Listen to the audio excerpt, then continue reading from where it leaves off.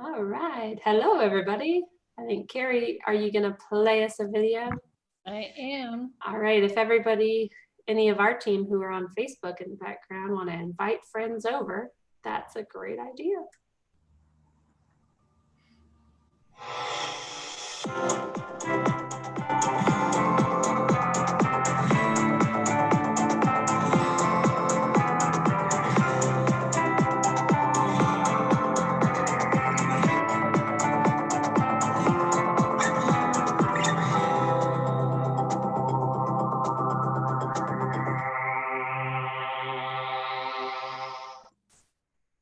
A great idea. All right, we're gonna get some.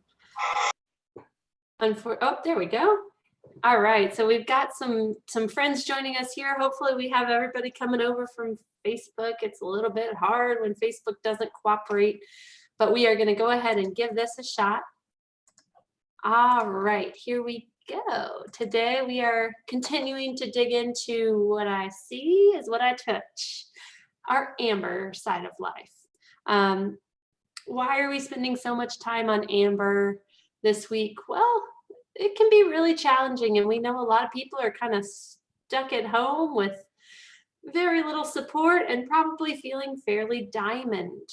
And we want to give you the opportunity to have something else to do rather than just continue to argue and fight and butt heads.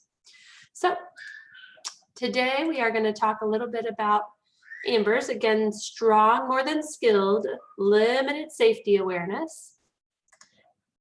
And I thought we would take a minute to just look at our PET scans here. So our PET scans show, oh, gotta move you guys so that you're, there you go. Our PET scans show glucose burn. So the key down here on the bottom right is red is high, yellow is middle, green is kind of there. Blue is the brain's on, but it needs somebody to shift it into gear. And purple is that space in the brain where the fluid passes through to clean it out. But the thing that we wanted to look at today, we've looked at in the past. These are living brains, people actually trying to say as many animals as they can think of. And we have here on the left a healthy brain.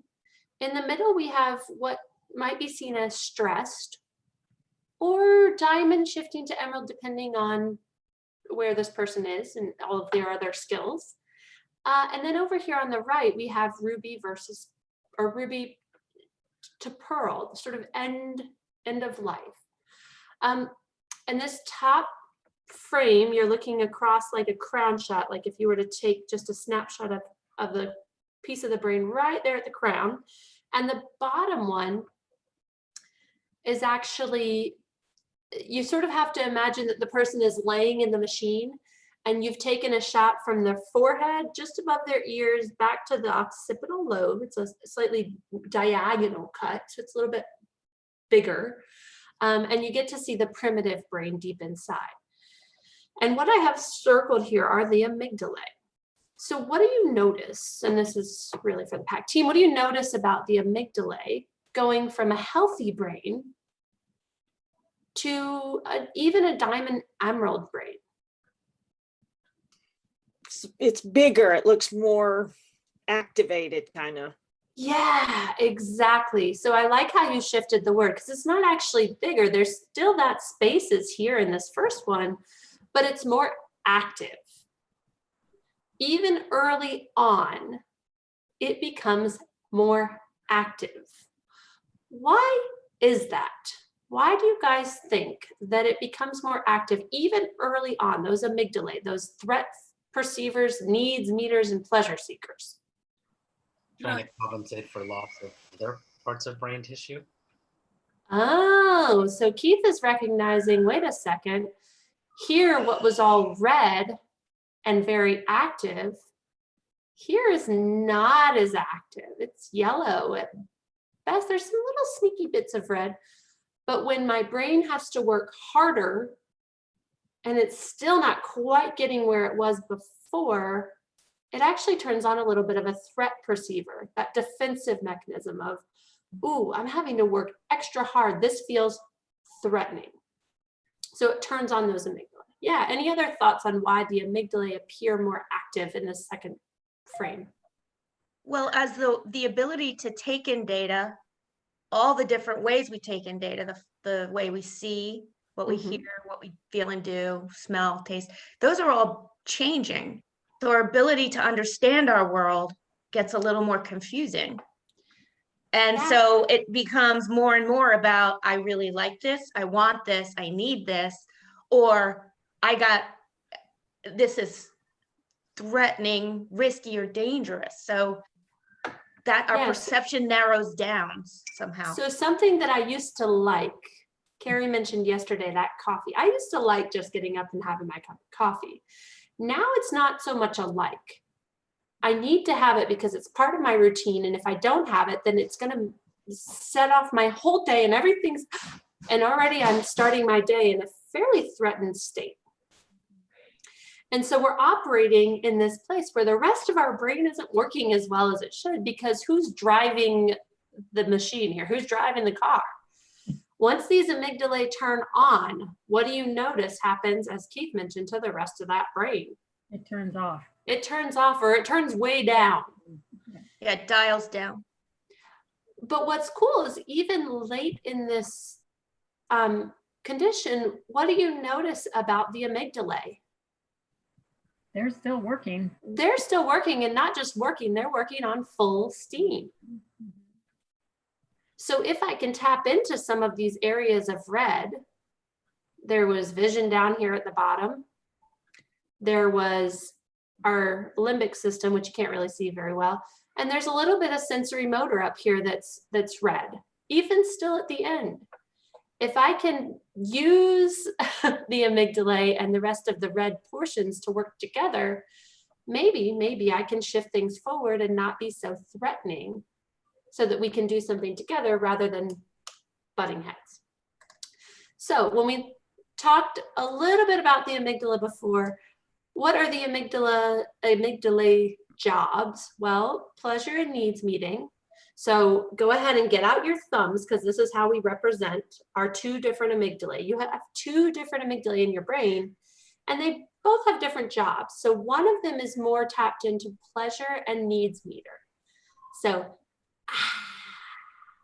I like it, I want it, and I want it now is the end of that phrase. And then it becomes I need it, and I need it to survive. So that pleasure-seeking amygdala seems like that would be a good one, right? We've got what we eat and drink, our energy up and down, our comfort, our discomfort, our elimination, things that we've got to get out of our body, and pain. And those things need to be met. They have to survive. I need these needs met, and I also need to have pleasure in my life. What happens if you become the block of those pleasures, or if I don't see you as supporting me in meeting any of my needs, is you become a threat. And so on the other side, I'm alert and aware. If you're not alert and aware, you're not alive, right? We're alert and aware that there are other people in your space. As soon as somebody walks in, you're alert enough, hopefully, to notice that they're there, unless you're asleep. But even still, if you come to arousal, I become aroused. Or if my threats are feeling pretty risky, I might be in that middle amygdala state. And then finally, ooh, this is getting dangerous. Things are getting out of hand. And I can become dangerous for myself because I, in that moment, don't know my own strength, because I'm not thinking, touch the rest of your brain. I'm not using the rest of my brain. I'm letting these guys drive. And when the amygdala are in charge, the rest of the brain turns way down or off. So here are some of the skills that, oops, I don't have anywhere to put you guys. There we go. Here are some of the skills that our amygdala turn off. Impulse control, logic and reason, decision-making, starting, sequencing, ending, and moving on. Self-awareness and multiple perspectives. What will we see happening for someone who doesn't exhibit these pieces? What does that look like? I might go for the third donut or fourth. Or fourth, or sugar. Because what did we say the brain was burning? Glucose. Glucose. And here's a really good source of glucose: alcohol. It's a pretty quick fix. And so the source of all addictions actually come from these two amygdalae. That pleasure amygdala says, yeah, it's good. Oh, it was really good. Do it again. Do it again. You know what? You need this. You actually are starving. You need this to survive. When really that's not accurate, but your brain is kind of lying to the rest of your brain to say, yeah, give me it. Give me the good stuff. Okay, what else might this look like? So you might go for extra sweets, extra food. What else might you do? I might take something that is yours, but not care about it because I really like it. I'm curious. I'm just Whatever in a you moment. see, yep, it draws your eye. So touch your eye. If it draws your eye, you want to touch it. It's yours. Because if I'm caught in this moment, there is no before, there is no after. If I see it, I like it, and I can have it because it's mine now. And then what's the very first thing out of your mouth when something like that happens? When I reach for the third donut, when I reach for somebody else's necklace, when I take something from someone else's room. No. And then I say, but No, but I like it. I it's haven't not had yours. one. It's not good for you. You already had two. That's not yours. You try to tap into number 2, logic and reason. Try to explain away why I shouldn't do this thing that I'm doing. When I went into someone else's room, opened their drawer, and took out something that was lovely, and that's not who I've always been, I wonder if instead we can do this, turn on our own prefrontal and go, that doesn't make sense. I wonder why she might be doing that. I wonder if she might be shifting into more of an amber state rather than put your hands on your hips and get out your finger and try to explain to me why I shouldn't be doing the things that I'm doing that I've never done before, but suddenly it seems like I really should understand that that's not right. So let's take a look at the very first step of what I'm giving you and what I'm taking in. Take your thumbs out. When you come into this situation, put your thumbs down low. Is it annoying? Raise it up a little bit. Is it risky? Or is it really and truly, raise them up high, dangerous? Life or death. Someone is going to die if something doesn't change right now. We tend to think every situation is up way up here, especially when we're working with an amber. And so the very first step for our brain is to do what? Turn it on. Because if we come in a high amygdala state, who's driving, our thinking brain or our amygdala?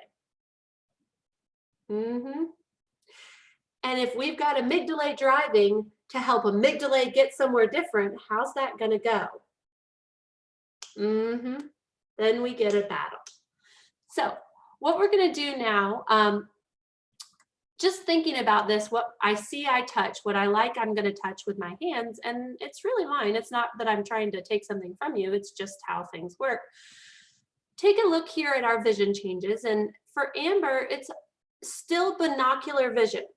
So go ahead and put on your binoculars, and now whatever you see, if it's something you like, you're going to touch it. If it's something you don't like, what are you going to do?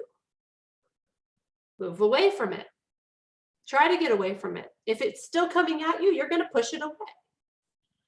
So we're going to take a look as Olivia, who we've seen do some really skilled work already, tries to approach, what do you see happening here? Well, she's doing it wrong. How many of you did I instantly shift you into a diamond? It just happens. Our brains are so sneaky. We see somebody doing something not right.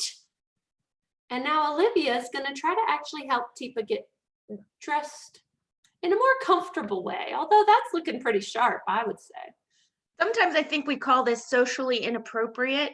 Oh, It makes shoot. us feel uncomfortable because we frame it as inappropriate, not the way you're supposed to be.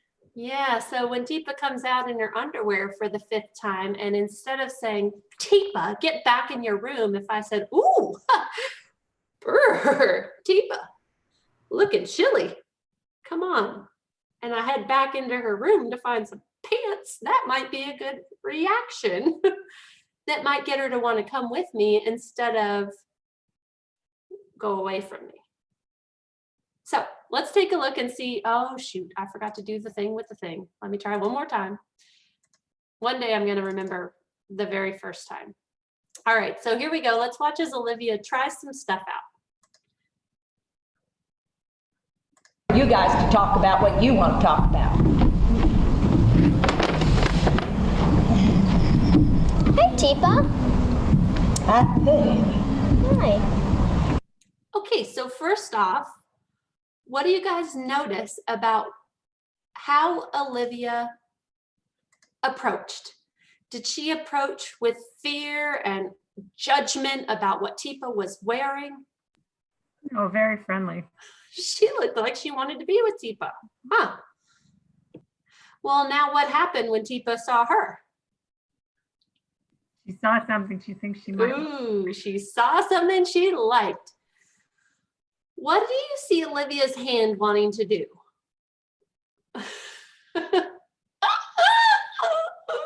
This is getting risky because it's a necklace, right? And what's happens if something happens to your neck? What is Olivia's brain doing? Ooh, ooh, oh my God, oh my God, oh my God. And so Olivia, let's see how she responds. Oh yeah, you like that? Huh. What was she able to do? She was really able to engage her frontal lobe a little and pause. I'm not sure she's happy yet, though. No, oh yeah, you like that? She recognized and validated what Teepa was telling her without any words. So cool. All right, so let's see where she takes it next to see if she can get her own amygdala, because you're right, her amygdala are still high. This is still not a super safe situation for Olivia. Mm-hmm. Leave it on your neck or take it off. Oh, oops, shoot. Olivia had a super helpful coach there. What did Beth say in her ear as a PAC coach? Take it off.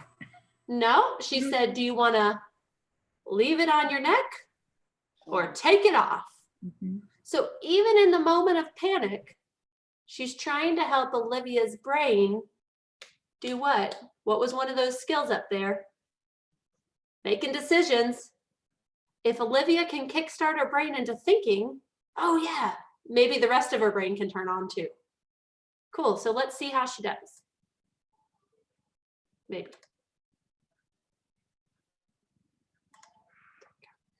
Oh. I might have messed it up. Let's see. Uh-oh.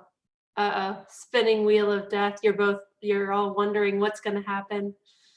And it's not one of our published videos. I'm so sorry. This is just terrible. The good news is we'll be back tomorrow, although I'm not sure whether we'll be on Facebook or YouTube, but one way or another, we'll get to see it. And you know what's really cool? Carrie has skills so that she can actually add in the video, even though it's not playing now. So long story short, I'm going to try stop sharing and see if that helps my computer. I'm not going to be able to share anymore. It's still spinning. So we'll go ahead and wrap up today as an Amber moment. What do you think happens? And then we'll pick up tomorrow. What are some things that Olivia could try to get herself out of this situation where her amygdala is super high? Any thoughts or ideas?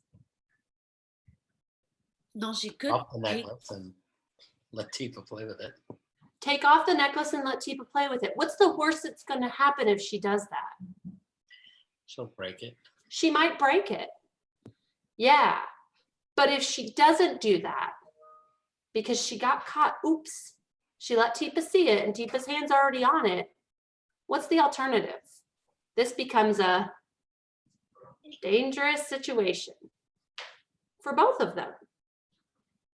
So yeah, being able to think in the moment though, sometimes what do you need on your shoulder? The coach. You might need a coach to help you when things are just new and you're trying them out for the first couple times. Because it's all well and good on stage when you know Teepa's not actually going to probably break your necklace. But if we're in our space together, in our home together, and I don't have that safety experience and safety awareness that I used to have, I might actually do something that's pretty dangerous. So what did you notice Olivia do? How did she get back down here? Or how can you get yourself back down here when you notice yourself getting nervous around an amber? Well, for Olivia, it looks like she used Teepa's name as her pause button. Each time she said it a couple of times, if I recall, to try to see if maybe she could either give herself some time to come up with ideas or maybe use substitution, not subtraction. Oops, you're muted. Thank you. So substitution, not subtraction, is another technique. It's a PAC skill. So offering choices and substitution, not subtraction. And it's not just a substitution of here's something. This is Benji's favorite substitution. Here you go, Braden. And then take the thing. It's got to be more exciting or equally exciting to the thing that I'm playing with. So while we wrap up today with, I'm sorry, an unfinished ending, tomorrow we're going to dig into a little bit more of looking at how to be more exciting than the thing that I've already got in my pretty little paws. Because it's really hard. All your brain is wanting to do is what? Take it. Take it. And so you've got a lot of steps to trigger that prefrontal cortex to do some thinking. So for today, our final step will be what? Hey, Amanda, you just had an Amber Care Partner experience, I think, when your computer decided it did not like trying to play that video for you, even though you wanted it to, and you let go of your agenda and stepped back and said, we'll try again tomorrow. Absolutely. So with when working with Amber, it's got to be willing to let go and try again later. So we'll try again tomorrow at 5-ish on Facebook, maybe. Right, Carrie? All right. Thanks, everybody, for joining us. So if people have 30 seconds